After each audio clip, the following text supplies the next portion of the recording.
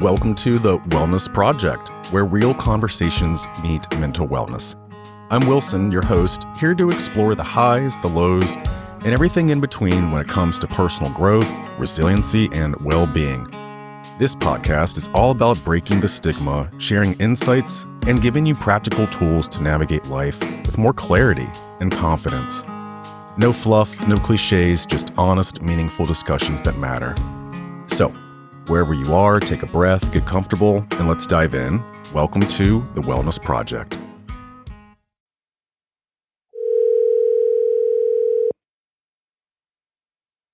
Hello. What's up? Hi. Hi. How's it going? It's going. Yeah. Are you keeping up with all the work and everything? Yeah. I can't believe that you still want to go through with it.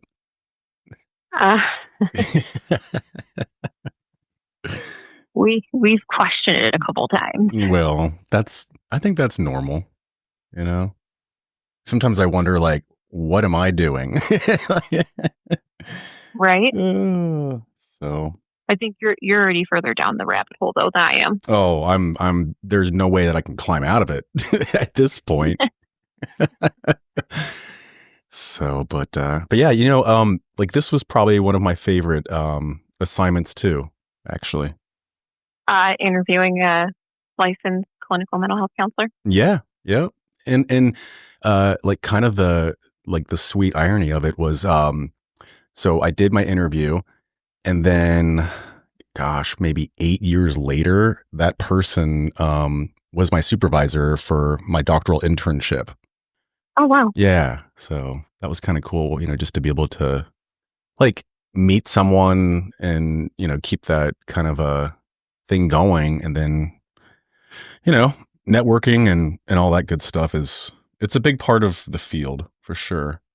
Yeah, I was just going to say, like, part of what you learn in the beginning of it is that networking is a huge part of it. Oh, yeah. Yeah, absolutely. I totally agree with that. So, all right. Well, I'll let you take the lead here. Fire away. All right. So part of my week 8 is to interview a licensed professional. And there's only 4 questions here that they're really asking for us to ask. Mm-hmm. So the first question is, how do you define the professional identity of a counselor as compared to other mental health disciplines? Well, I guess I'll kind of do like some similarities, and then I'll kind of break it down a little bit further. Definitely it's a professional relationship. I mean, first and foremost, right? It's someone that you can establish a therapeutic rapport with and kind of toe that line of, being authentic, open, genuine, sincere, and work on yourself. Like, I think that's a big difference between maybe some of the other professions within the helping field. For like a mental health counselor, it's so much more intimate, I think, if that makes sense. No, it does. It does. It's a more individualized form versus somebody who goes and does like a FMT. Mm-hmm. Yeah. And, I feel like one of the questions was about like the history. Is that kind of this question, or is there like another one more aligned with that? No. Well, so the second question is, what is the most rewarding part of being a counselor, and what's the most difficult part? Okay.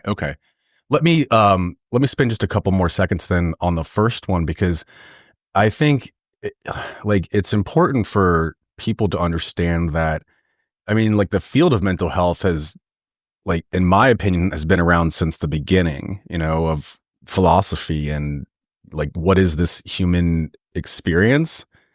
Mm-hmm.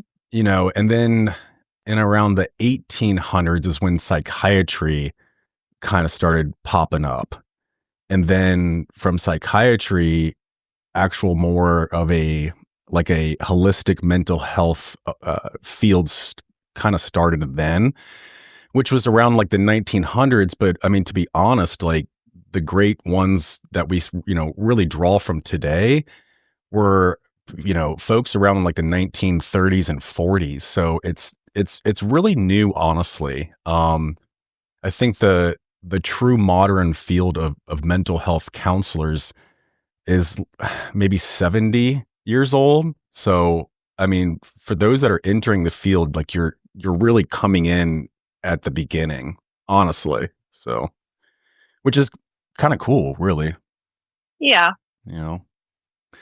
So, It's kind of interesting because I think everything that came before is kind of shaping what this is. And I know, so just from what I'm learning, like there can be with mental health counseling, there's not one term that's used to define the individual who's providing the services because there's just so much variation between state to state. It doesn't mean that the requirements under, KCREP and the state guidelines and the, ACA Code of Ethics is not there, but the way that it's named, like for Ohio, it's LPC, but other places it may be different.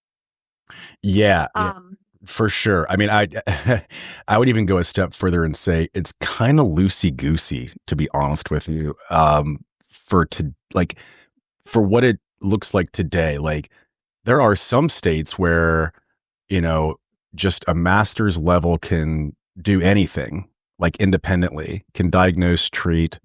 And then Ohio is definitely one of the more not strict, like that's not the right word, but thorough. Rigid. Yeah, Oh, yeah. yeah. Rigid requirements. Like you go from a CT, a counselor trainee, to an LPC, licensed professional counselor, to then after I want to say 3,000 hours of supervision to then Yep. being able to apply for your LPCC, licensed professional clinical counselor. And then I'm not sure on how many years you have to be independent. I want to say 2 years maybe, and then you can get your supervision credential. So then you'd be an LPCC S. But yeah, and then like there's uh, licensed social workers with a bachelor's degree that can essentially do what a master level LPC can do. And like my hope, and it's not like coming from a sense of being territorial.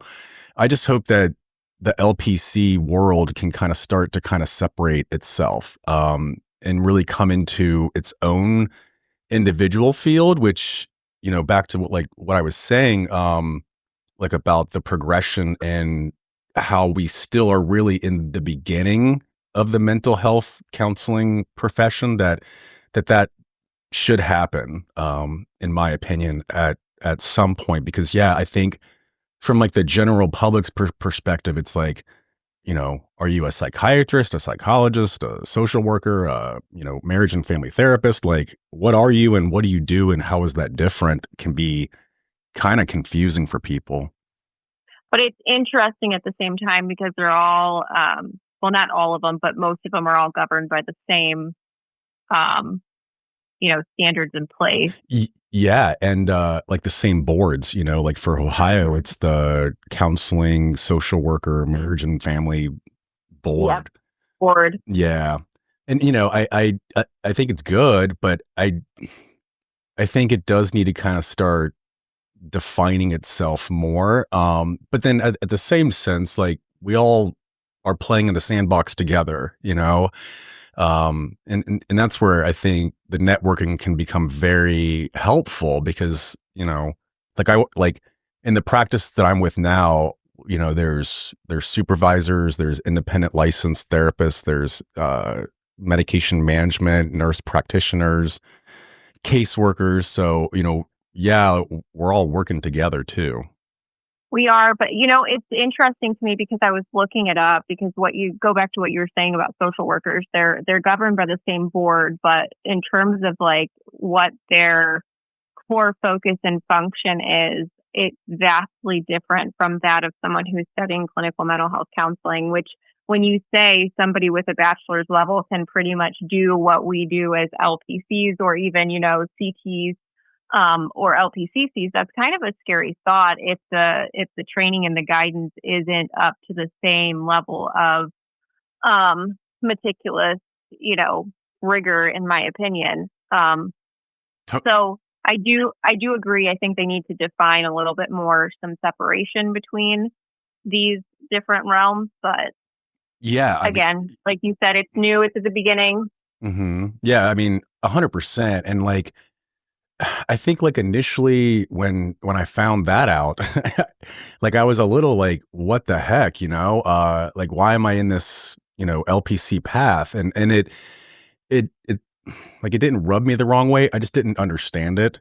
And then thinking about it really now too, from the potential client's first interaction with like someone that's going to help them with their mental health, it could be a little misleading if they don't understand that and they just assume that, LPCs are the same as social workers, and you know what I mean? Like, so like that, Yeah. yeah, like that part I think is a little concerning. And then you're absolutely right. The way that I look at or have sort of defined social workers is, they are focused on resources and, linking people up to help. Yeah. Whereas, as an LPC, like my focus is on individualized therapeutic strategies and more of that intimate one-on-one thing, Yep. Yeah. And I had a close friend once who's a social worker, and she made this really interesting distinction for me. She said that, social workers care about safety, not quality. And I was like, well, like, what does that mean? Ooh, Uh, that hits hard when you say that out loud. Like they care about safety, not quality. So what right. does that mean? Yeah. So and this is, the example that she gave, there's a concern for the food in a home, and a social worker is going to go out there and they've got, ramen noodles and some old fruit, or something. And it's like, that's safety, like that, like they do have food. It's not that they're not eating steak and, organic fresh fruit. It's just their focus is on safety. And that can be hard, I think, when you're concerned with what is the quality of someone's life, or like what they have, Yeah.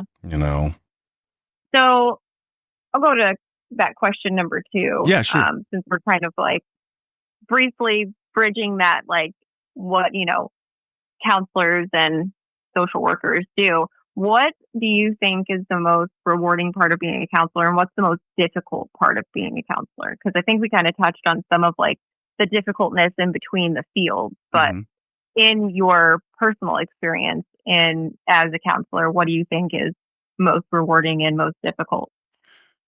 Well, I'm going to kind of answer them in like the same response, I guess. So, because I think although it's probably the most, or one of the most rewarding things, it's also one of the most difficult things. And it has to do with empathy. I like the way that I was raised and grew up. I had a birthday party every year, and I just assumed and thought that every kid had a birthday party every year. And it wasn't until I became a therapist and really started, gaining intimate personal experiences with other people's lives, that I had to kind of tone that back quite a bit and be much more open-minded to hearing, what someone's life is like. And then it's impossible to not compare it to your own, which I've heard this too from other therapists. Like there's a lot of unlearning that goes on throughout the educational part of it. And what I mean by that is like getting back to being more open-minded and looking at some of your own biases or your own experiences, and being being more empathetic. Like, I don't know how else to say it. And then it's very rewarding to validate someone. I mean, Hmm. I, d- I can't tell you how often I run into someone who has just been carrying, a bunch of false baggage with them, things that Yeah. they have believed to have been true about them because someone put that into their head. And Yeah. yeah, and to witness and see someone be like, you know, like you have value and like that's not true. Like you s- you have the capability to be a good person. And for some people, they've never been told that before. So it's just it's such a very, very rewarding experience to, help people find purpose, to validate how they feel. And that also goes with like some of the negative emotions that we go through, like to let someone else know that it's okay to be angry about that, or Hmm. it's okay to be sad.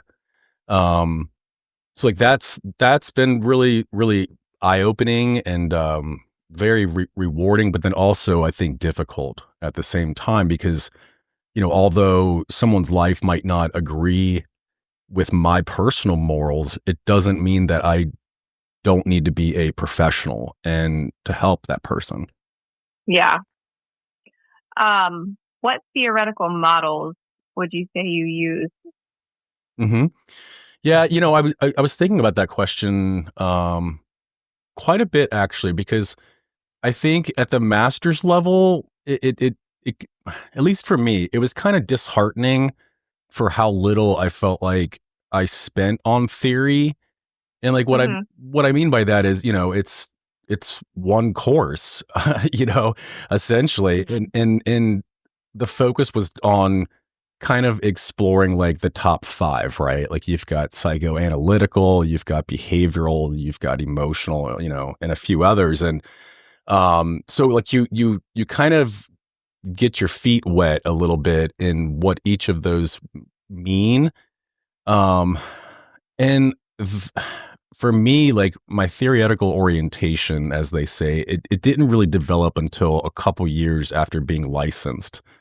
And for a lot of therapists, they say it's this multifaceted, orientation. It's like, yeah, I'm a little of this and a little of that. And I would agree with that because a big part of it depends on who you're helping and what their diagnosis is, you know? So Yeah. yeah, so like looking back now, I think it is good that they sort of introduce you to all of the, not all of the different, because I mean, my gosh, there's probably, tens, if not hundreds of different therapeutic orientations. And, some are kind of wacky and not evidence based, you know. Uh I'll give you one in particular. Like at one time, for people diagnosed with autism, there was a therapeutic intervention called bleaching therapy, where Oh, yeah, right, kind of scary, where we thought that if we would give children small doses of bleach, that it would cure their autism. Now that's who would ever think that that's normal? Oh my yeah, goodness. like that, right? Like that's insane. But then, there's things like equine therapy, which to this day has not been determined to be evidence based. But I mean, nature and animals and outdoors. I mean, come on, like that's definitely therapeutic. Um, but for me personally, I think I really tried to learn about being person centered, which is by the late great Carl Rogers. And even that So theory, more humanistic. yep. And I think on the surface, everyone kind of understands it and is on the same page. But the more that I read and really dive into what Carl Rogers was trying to do, it's Hmm.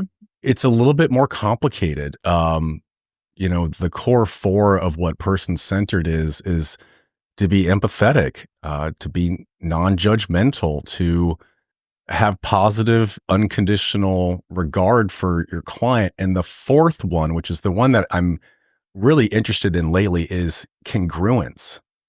And congruence is really doing the human thing. Like when I'm working with women, my congruence in that is being honest. And I know it sounds kind of silly, but like I'm not a woman.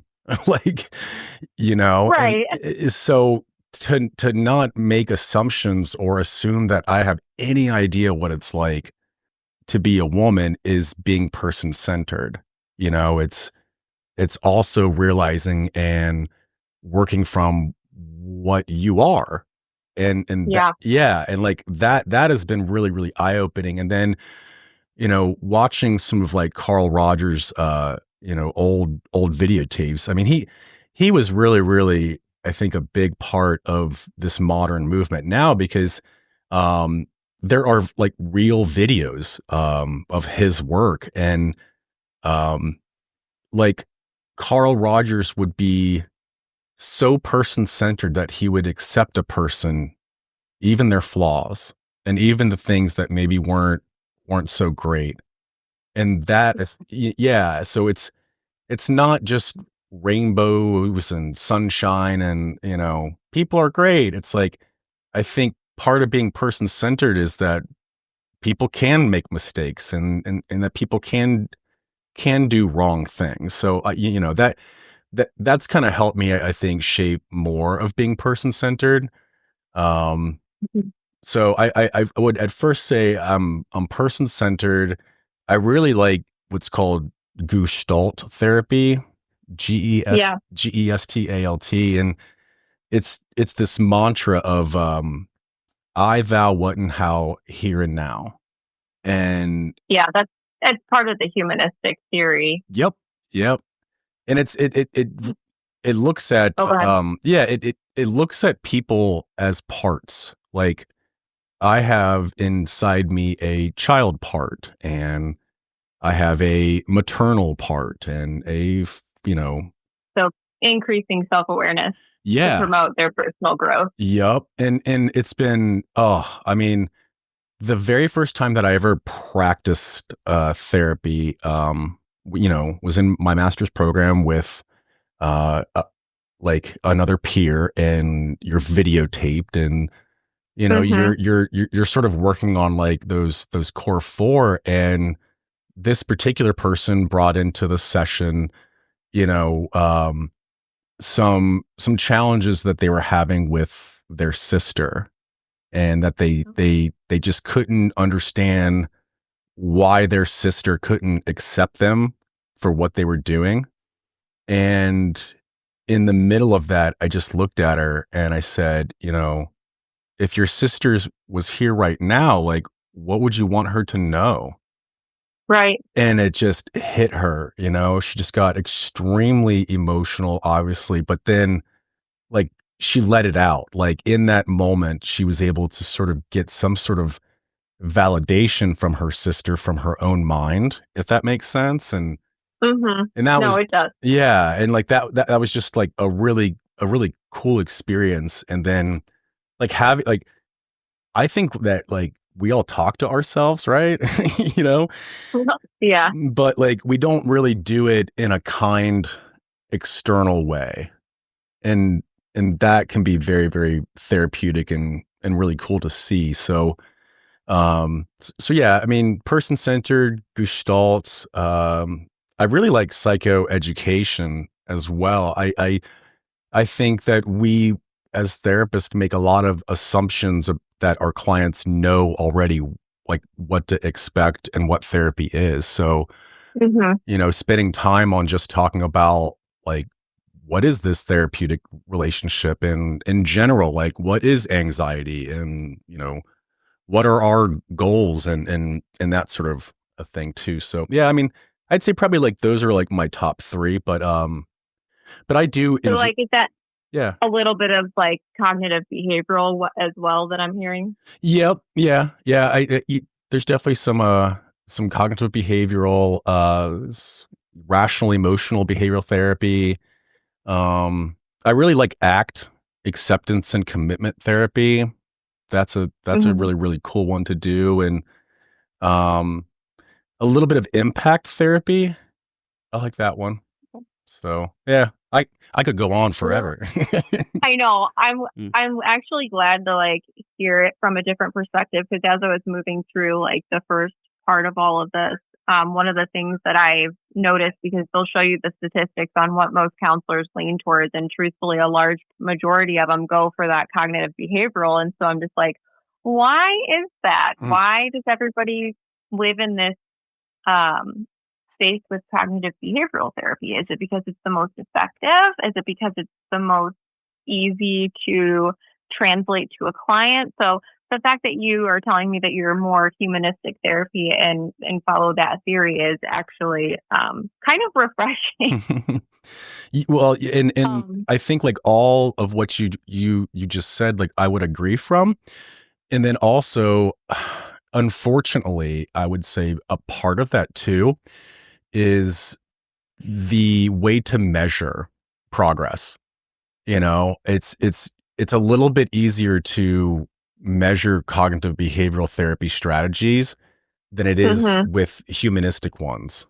Um, it's not impossible. It's just I think it's a little bit easier to measure that. So that's a big part of it too, is, if we're going to be looking at, paying for it and things like insurance reimbursements, you have to be able to measure what the Your progress is. progress. Yeah. Yeah. You know. So the last question that I have for you, and I appreciate your time today. What words of wisdom do you have for someone who's in their first course of their master's degree program in counseling? Mhm. Oh boy. Well, I was talking to a colleague about this last week actually, and I think we're going to do a podcast on this topic. Um, I would say to focus on competence, then confidence, and in that order. Actually, I think people might think that being confident is first or is more important, and I would say competence because like you're dealing with people's lives. Like this isn't a joke. It's not something that you want to do all by yourself. And you really want to learn to be competent. Like if I have someone who has given me, like the indication that they might be suicidal, to understand like the competence of that and what to do in that sort of a situation. And if I don't know what to do, to ask for help, and Right. to not assume that I can just handle this all on my own. And supervision is wonderful. Like, to be honest with you, I personally prefer to be an LPC rather than an LPCC. And I say that because not that LPCCs don't get supervision or can seek, help from their colleagues. For me personally, being an LPC kind of makes supervision part of my practice. And I like that, you know. Um I think self-care is another big one that in general we all talk about self-care, but I don't know that we get into like the real weeds of what self-care is and really how important that is. Like my friends and family, like they think that I just talk to people all day and like it's really easy, like I'm just having casual conversations with people. And Right. yeah, and I'm like, I mean, sometimes, but I mean other times, and I have no idea when it's gonna come. It can get extremely serious and emotionally intense just like Yeah. that, you know? So like self-care, I think becomes extremely important. Like, and this is me personally, like I'm the type of therapist that if I have something going on in my personal life that's, you know, kind of, I don't want to say distracting to me because it doesn't sound like that's important, but like if it's taking me away from being, empathetic, open-minded, and really present for my clients, like I need to not work that day. Like I have to, Right. yeah. And I wonder if like some therapists might just push that down or not really think about that to realize that it's really important. It's Yeah. it's interesting because I was just talking with my aunt about this. She's got almost a doctorate in psychology, and she was going for she got her master's in mental health counseling. Hmm. She didn't actually get licensed because she wanted to go and do other things. But we were talking about counselors, self-care, and then I was studying on the topic of impairment. And so everything you're saying kind of goes hand in hand with that, right? Because if you're not taking some of the weight that you've taken in off of your shoulders from the people that you're trying to help, then you could find yourself in that situation where you are impaired and then you can't practice, as you and I both well know, because it's, an ACA requirement that you can't provide services for people when you are not of sound, mind and self, basically.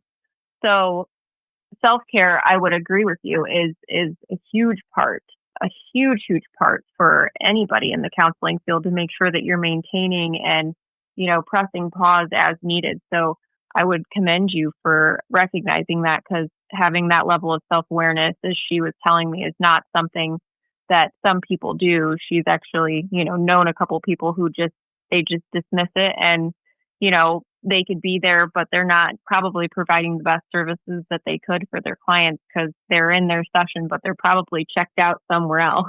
Yeah, no. I mean, and again, that's where I think supervision for me, like has been very helpful, to have someone else kind of not like put me in check, but to like process some of Yeah. that stuff like myself, you Yeah. know? Something else too that I think for someone that's going into this line of work, and this is going to sound kind of cold and maybe not come off the way that I hope it does, but like I don't have to help everyone. There Yeah. are certain populations of people that I am comfortable with saying that I don't work well with, or maybe I'm not the best fit for. And that's okay. Like it is okay. And in fact, I think it's even, it might even be or promoting or hoping to be a better therapist to recognize that, Yeah. and like my little specialty or populations that I really enjoy working with are young adults, autism, ADHD, anxiety. That's kind of like my thing. But for people that have mood disorders, um it might not be, and that sort of comes out as you go through the program and be be honest with yourself, and like what's your specialty, like what do you want to focus on? Because trying to just be a jack of all trades and just do it all, I don't know that that's really the best way to serve. Probably not. Yeah, and it's also kind of like a fun personal journey too. And the other thing that I think for a new person going into the field, and this one was a really hard one for me to accept, I think initially, and it's this notion of like attaching and detaching to people. Like I mean, on any given year, like I probably work with 100 people, I'd say, and Hmm. that's 100 different personal lives that I get to touch and to be really really intimate with and to understand them, and then they go away. Like it's this sort of like back and forth weave of like getting close with people and then detaching from people, getting close to people and detaching from people. And that's not normal, like we don't typically do that. And I don't know how prepared we are for that, but that was a really big part of, I think, my own professional development, was to learn how, to learn how to do that, and then to Hmm. like separate that from my personal life too. Yeah, I think they call that bracketing, right? I have no idea if it's like a formal name, but that sounds Yeah. cool. Yeah, yeah. They I would. call it bracketing, like separating your personal belief from your relationship that you have with the client that you're serving. It's Okay. the ability to set aside your own personal beliefs in order to have that open mind, kind of like what you were talking about earlier. Mm-hmm. Well, Mhm. yeah. I mean, like, I get. Yeah. So sort of like your own morals versus your ethos, and like what you're supposed to be doing professionally. Mhm. Okay. Yeah. There's that side of it, but then just like the emotional. Um, I don't know how else to say it. Sort of like, I mean, like, okay, like today I'm discharging two people, right? And Mhm. I've worked with them for months, you know, and it's like they're gone. Like they're gonna go on with their life, and I'm not gonna be part of that anymore. And you, like, as a therapist, you get used to doing that quite often, and it's Yeah. just kind of this strange professional space, I think, of like I said, you're like attaching and detaching from social relationships. I mean, yes, they are professional, but like you're still human too, and Kind of yeah. kind of like the equivalent of a parent maybe watching a child graduate from high school. You're watching a client graduate from needing your services because you have helped them achieve the goals that they set out for in therapy. Yep. Yeah. And that, like, that can feel kind of uh not hard for. Yeah, yeah, yeah. I think from the therapist point of view, you know. Hmm.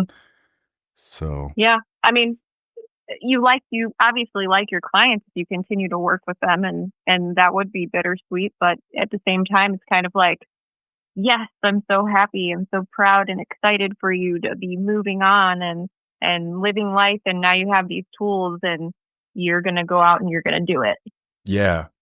Yeah, and it was like thinking back on like after I got my master's and then became licensed, like this strange existential like thing came over me to where, like, in supervision, I asked my supervisor, I was like, I don't know how to shut this off. Like, I don't know how to be a friend anymore. Like, I don't know how to be a husband anymore.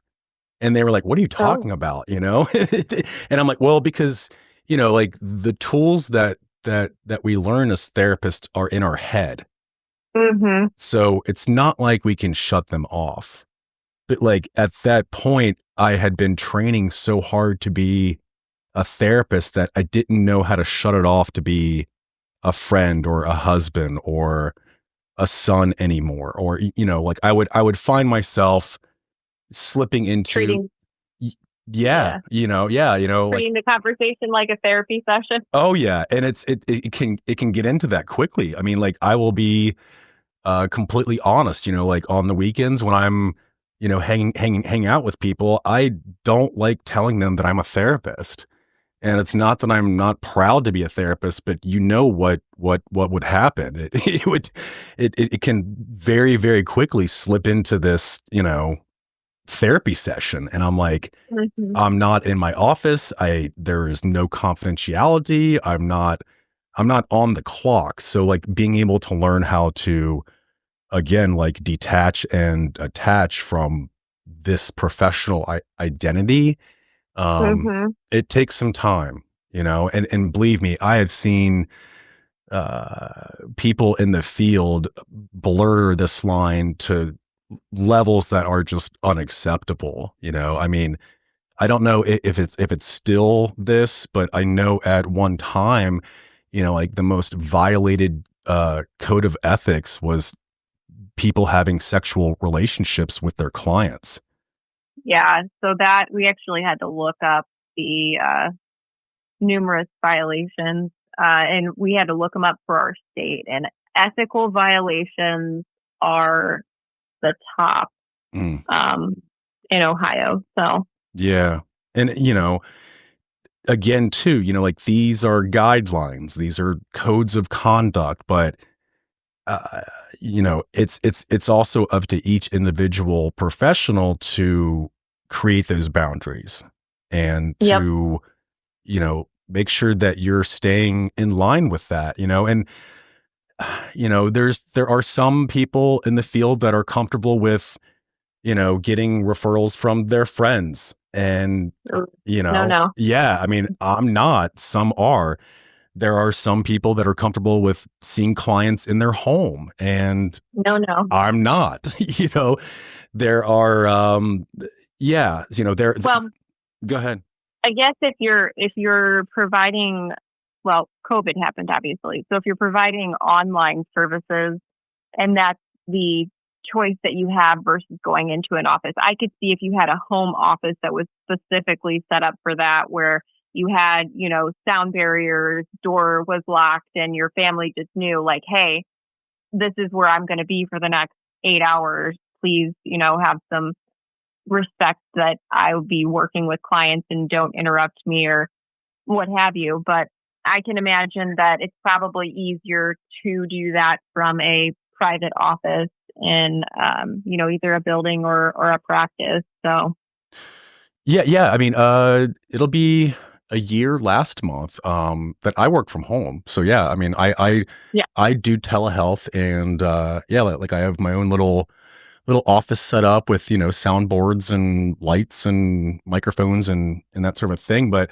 no, I mean, there are some people that I know of that invite clients into their home and they do therapy from their home like that. And I don't know if that's right or wrong, but it just doesn't seem right to me. So, like I don't do that.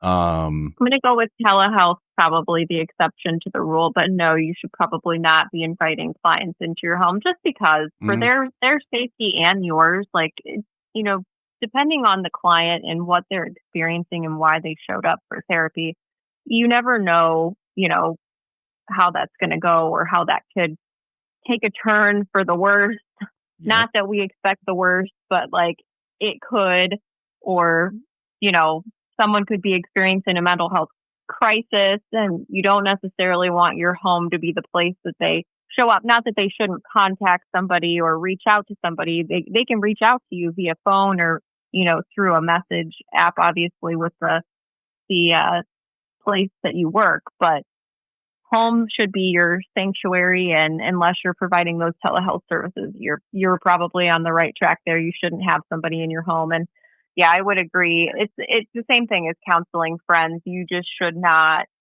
because there's no way to separate the lines, in my opinion. So if you know that it's going to compromise any type of integrity and you could find yourself in that gray space with, especially with the ACA code of ethics, you just don't want to do it. Yep. Yeah. And it takes, it takes time, and I think again, that's where supervision, is extremely helpful and really learning the differences between helping people versus professionally helping people, Yeah. and there is miles between those two, I think, and like I'm much more comfortable now, talking to my friends about mental health in my friend, identity, but then also, being okay with saying, hey, like I have, some other, therapist in the field that I can give you their contact information. And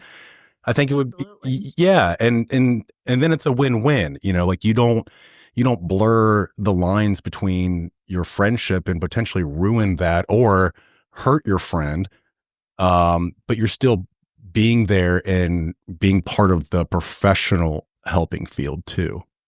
Yeah, absolutely. You And sometimes, you may know your friend in friend world, right? But then when you get into those therapy sessions, it can blur the lines and not make it, a good position to be in. So I think you're right. We're having those referrals and knowing, another professional in the field that is excellent and best fitted to help that person is probably the absolute right direction to go. Which I think makes us go full circle where we started off talking about networking, right? Yep. Yep. So, So, well, good. Well, yeah, go ahead. Thank you so much. I appreciate you taking the time and letting me interview you today. Not a problem at all. And yeah, if you need me for anything, I'm here for you. All Thank right. you so much. All right. Bye-bye. Bye. Well, that's a wrap for this episode of The Wellness Project. I hope today's conversation gave you something to think about, something to feel, or maybe even something to change. If you found value in this episode, don't forget to subscribe, share, or leave a review. It helps more people join the conversation. And if you have thoughts, questions, or a topic you'd love to hear about, go ahead and reach out. It's thewellnessprojectllc@gmail.com. Until next time, take care of yourself, stay curious, and keep growing. This is Wilson signing off. See you in the next one. This podcast is not intended to be a substitute for therapy. If you are experiencing mental distress, please seek professional help. If you are considering therapy or in the market for a different mental health therapist, you should contact Cornerstone Behavioral Health. At Cornerstone Behavioral Health, the goal is to be a global voice for trauma recovery. They are a 100% telehealth agency providing mental health counseling and medication management for adults in Ohio. That's right, they offer a free consultation and accept all major insurance companies or private pay. If you go to cornerstonebehavioralhealth.org and click on the Services tab, you can read the bios of the therapists and even request one of them specifically to talk more about your mental health needs. To learn more about Cornerstone Behavioral Health, just visit cornerstonebehavioralhealth.org to register for a free consultation and response within just 48 hours. Hope starts here. Today's podcast is brought to you by Jet Express, the fastest and most luxurious way to travel to Put-in-Bay, Kelly's Island, and Cedar Point. Why waste time getting to your destination? With Jet Express, you'll ride in style and comfort, docking right in the heart of the action. Their fleet of 4 ocean-approved, water jet-propelled catamarans guarantees the smoothest ride on Lake Erie. Jet Express isn't just a ferry service. It's a premier, family-oriented travel attraction in Ohio, offering group discounts and private charters that cater to your every need, ensuring your journey is as enjoyable as the destination. Founded in 1988, Jet Express has always prioritized outstanding customer service and fast, safe passage. They continue to evolve, providing top-notch services that you can rely on. Ready for your first-class ride to Put-in-Bay? Contact Jet Express at 800-245-1538, email them at fast@jetexpress.com, or visit jetexpress.com to learn more and book your trip today. Jet Express, making your journey as exciting as the destination. Welcome aboard.